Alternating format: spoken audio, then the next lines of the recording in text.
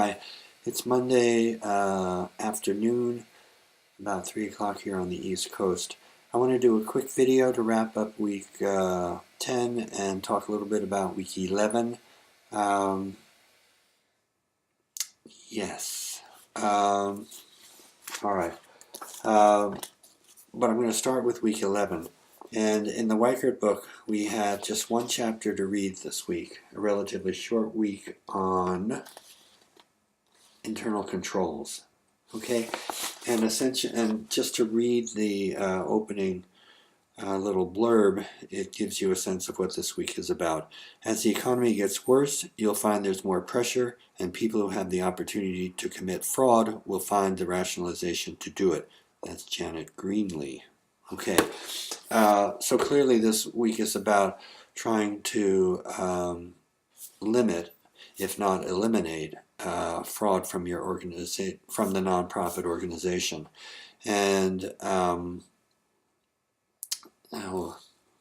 typically the way you do this is to make sure that everything's done in the sunshine, that people, more than one person has to be involved in elements or functions, tasks that relate to either inventory or the handling of money, payments, etc.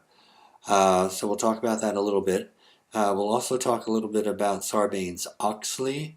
This is a law that was created a federal law created in the early 2000s in response to the Enron debacle, where the actual financial situation of the organization and some of its operational dealings were obfuscated, if not intentionally hidden from the public. Therefore, when the public didn't really have an understanding of the company's real financial situation, hence it didn't really know what was going on, and when it collapsed, it came as a surprise to people.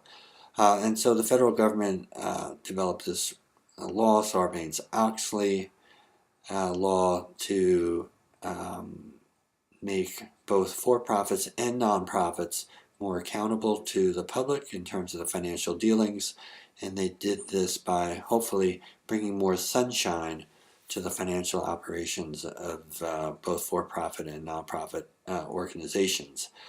Okay, so we'll leave it there, and we'll talk about that in our discussion forums. I really want to focus for just a second on week 10, and to just acknowledge that the case study, the Aspire case study, was a magnitude of complexity that we hadn't seen yet in this course, and it was really a leap from what we had been doing previously in the course. And so I want to really kind of put out there, what did I say here?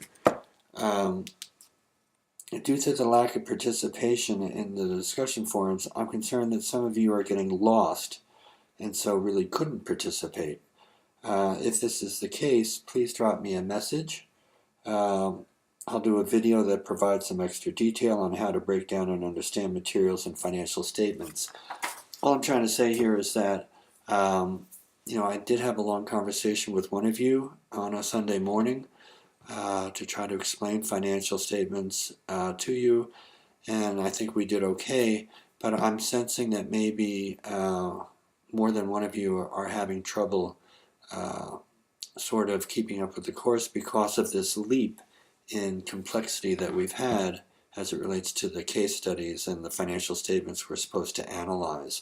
And so if that's the case, I want to somehow take this week, where we don't really have a lot of other material to be working on, to go back and provide you some fundamentals about how financial statements are set up and how they can be broken down and analyzed so that you can understand what the financials say. or at least glean some, yeah, understand what they say. Okay, so we can do that by me doing an extra video on them, or sharing some other uh, materials on how to read financial statements, or us doing a live teleconferencing conversation, possibly using Hangouts, which is a Google online telecommunication system that it's easily downloadable and usable. So I'm really looking for some guidance here from you folks as to how I can best support you in the course. Um, all right, so I'll leave it at that.